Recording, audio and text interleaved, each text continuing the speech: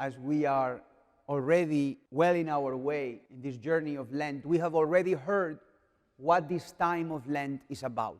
We heard last Sunday about the time of Jesus in the desert for 40 days, where he was tempted by the enemy, where Jesus was led by the Spirit into the desert to a battle, to combat, to fight against the enemy.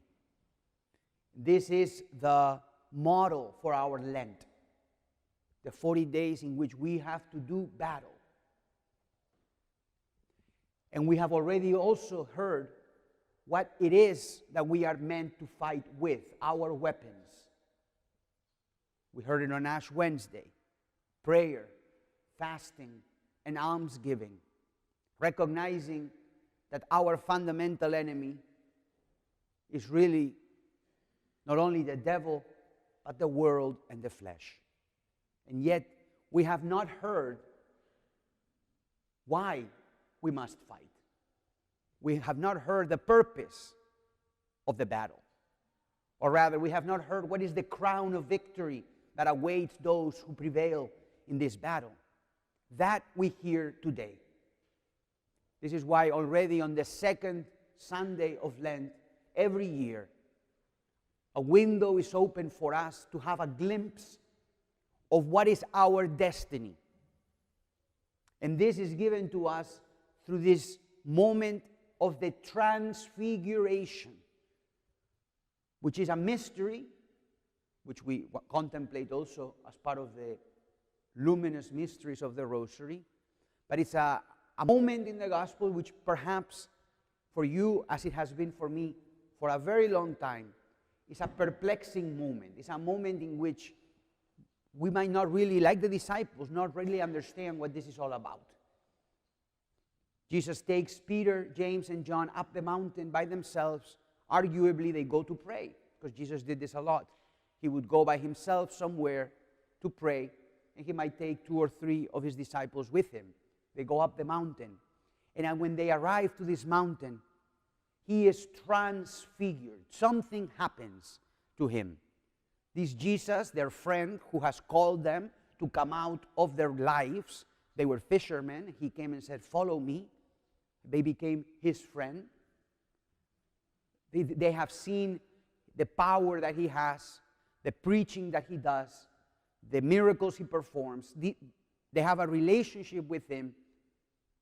And this person, Jesus, their friend, suddenly something happens. The Gospel says he was transfigured. And it explains what that means. It means his clothes became dazzling white, whiter than any white you have ever seen, brighter than the sun. A light comes, nobody knows from where. And along with him, shining in this light, appear Elijah and Moses. And the apostles, Peter, James, and John, are completely terrified. They are completely in awe. They don't know what is happening. Perhaps like us. Perhaps like us. Like, what does this mean? And Peter, not knowing what is going on, the only thing he realizes is that whatever it is, he likes it. Yes, it is unusual. Yes, it is awe-striking. And yet there is something about it that is pleasurable, that is enjoyable, that is fitting. And the only thing he can say is, "Lord, let us make 3 tents. Let us make this moment last." What it is that we are experiencing in seeing you transfigured is something that is, in a way, filling a desire that I didn't even know I had. Let us build 3 tents so this moment will last forever. But the Gospel quickly adds, he did not know what he was saying. He hardly knew what to say. It was not the point. And then the cloud comes, and a voice is heard. "This is my beloved Son." This man who has called you, who has invited you to a journey, whom you have seen performing miracles, whom you have heard teaching. This, your friend, is my Son. Therefore, listen to him. Listen to him. And the question then becomes, Why is Jesus transfigured? What is the point of it? What is the point of him having this moment of mystery, of light, of brightness, of Moses and Elijah? What is the point? The point is not for Peter to make 3 tents, for them to remain there in that moment, frozen in time. No.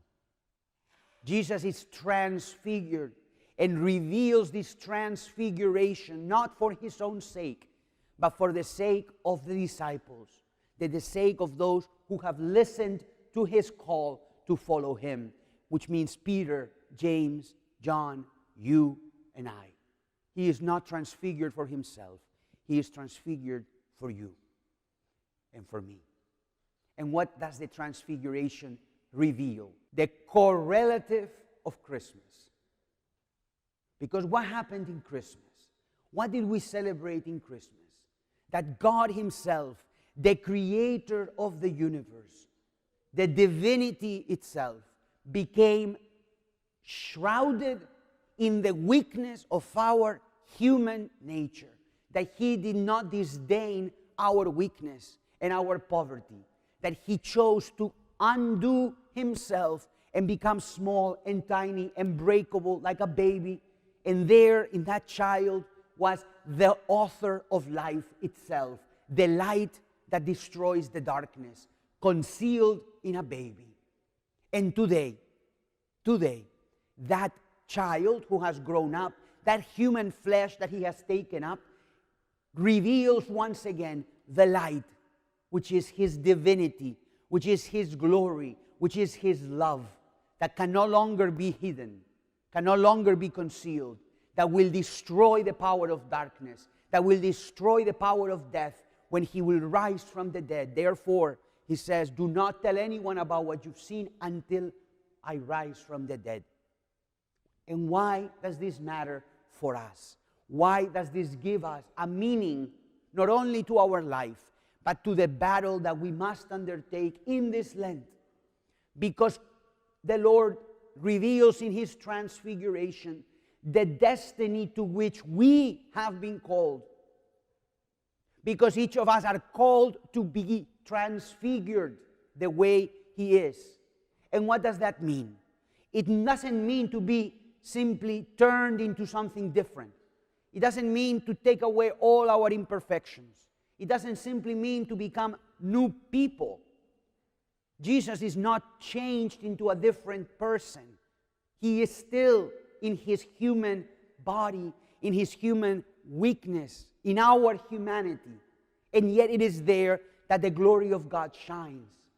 You and I are called to be transfigured, which means to reflect the boundless love of God that has the power to illuminate and destroy the darkness, not only outside, but especially within. So that we, like a glass and a mirror, might reflect totally that love. That changes us. But it doesn't change us into a different person. You still are a broken person like I am. You still have your weaknesses. You still have your defects. You still have the bad situations that perhaps surround you today. But yet you are transfigured. You shine with a new light. You are filled with his love. This, my brothers and sisters, is why we battle. This is what the enemy does not want to happen in us. This is why the enemy will not want us to do like the disciples, which is to go up the mountain. And what is the mountain? Where does the mountain lead? To the cross. To the cross. And this is the journey of our Lent, but also the journey of our life. In your baptism, in my baptism, we have been already given a pledge. We've already been given the seed of immortality, of a life that does not end. It's already in you and in me. And yet that seed must grow. It must become an adult faith that has the power to transfigure us today. We must fight against the enemy that tells us there is no point in that. We must fight against the world that says the life that you are seeking can be fulfilled here and now. We must fight against the flesh that tells you To be happy, you must satisfy everything your flesh, your body tells you, your desires, all false promises, and all obstacles from truly experiencing the transfiguration that can take place in us today. Today, God Himself, who was transfigured on the mountain, becomes flesh and becomes a piece of bread, concealing in this little piece of bread the divinity that created the universe, so that you and I can take Him in, and from within He can destroy the power of evil and darkness, destroy our sin, and transform us into Him. My brothers, we must fight. Let us take this time of Lent seriously. Let us not despair. Let us make this battle, knowing, as we have heard in today's second reading, that it is Christ Jesus who died and who rose from the dead, who is now sitting at the right hand of the Father, interceding for us, that this work may be fulfilled.